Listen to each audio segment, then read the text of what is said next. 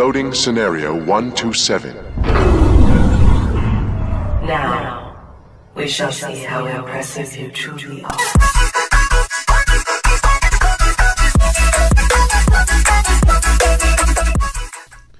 Gamers and gamettes, what is going on? My name is Tanek127 and welcome back to another Bless video. And straight up, honestly, as you guys know, the news for Bless has been pretty dry for the past couple weeks. Ever since the beta, we haven't really got much news. The community manager's been doing their best to, tease about on Twitter, keep us updated and everything with development and stuff like that. We do know that there's a beta coming soon in the near future. We know that they plan to launch the game sometime during the summer, which is great to hear. I personally was thinking the game was going to come out a lot later, but the fact that they're aiming for a summer release date is really cool. So especially the fact that, they're aiming to release it during the summer, I would think that the next beta is going to be relatively soon, whether it's a closed beta, open beta, whatever they decide to do is a good thing.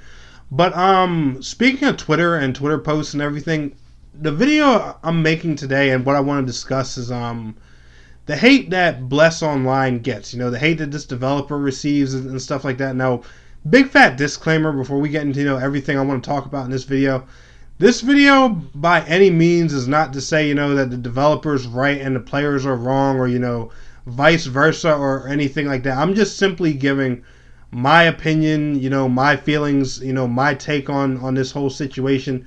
Now, granted, I'm not a guy, who played the past few Bless games, however many there were. I didn't, partake in any of the beta tester or anything like that. Bless Unleashed is my first Bless game ever. So, I'm not going to sit here and claim to be, one of the players who, were in the situation, know everything about it, and, and were hurt and stuff like that.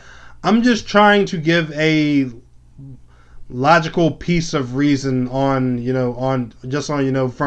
from my side and how I look at things, because I receive a lot of flack for when I defend this game, especially on Twitter and stuff like that. And every time they tweet something, there's always some guy under the comments somewhere saying, "Y'all screwed over your player base and now you're making this cash grab. You want to milk consoles too, and you're hiding behind the name Round 8 Studios and blah blah blah." And I just personally, I just want to give my input on all that. That's all I want to do. So just hear me out, guys. Like I said, if you disagree with me, the dislike button's right there, the comment section's right there for for you to let your feelings and frustrations out. I'm not going to be mad at you, but here's my personal intake.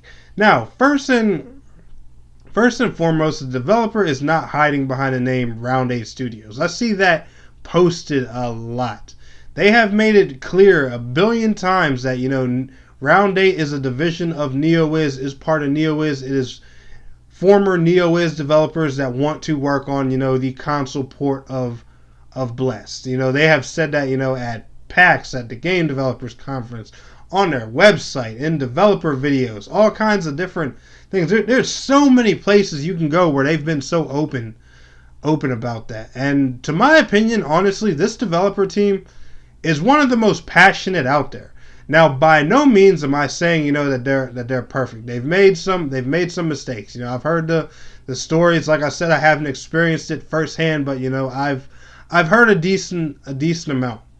But one thing people say is that Bless Unleashed is just another cash grab.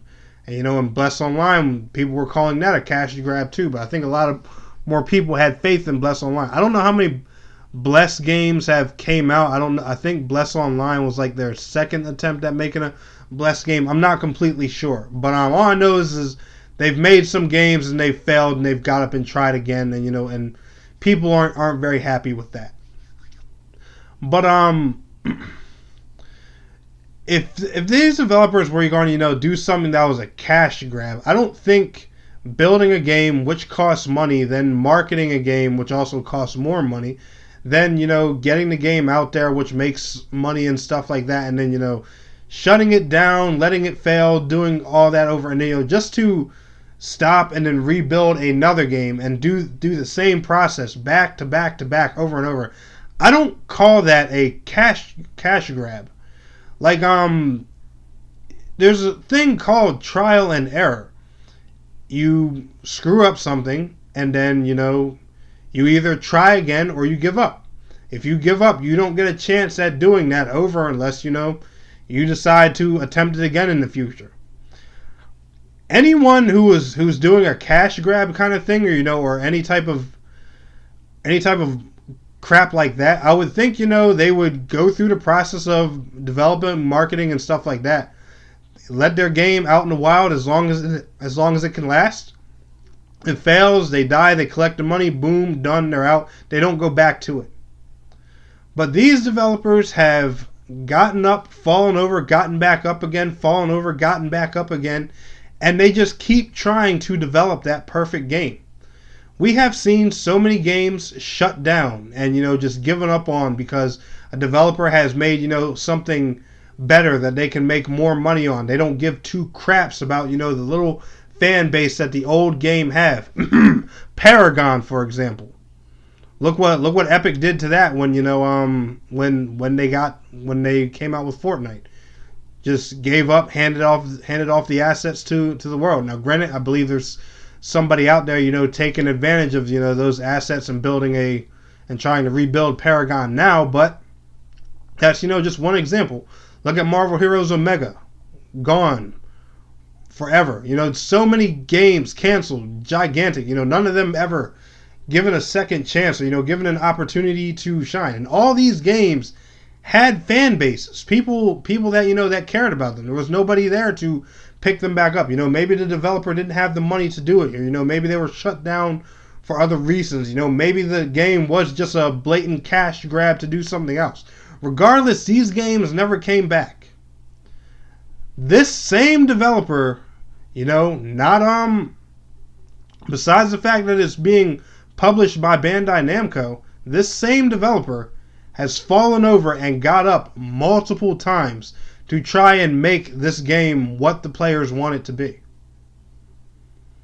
Now, granted, I understand the whole point of the game rising and then being shut down and being screwed out of Founders Pack money or whatever that case may be. I don't know the specifics on that, so I'm personally not going to jump on that topic. But if a developer is going to keep trying and keep bringing their game to the table over and over till they give it right, that's not trying to cash grab. That's not trying to screw people. That's because they're passionate, care about this game. They want it to succeed. They want to do it right. That's how you get better at things. Guys, listen.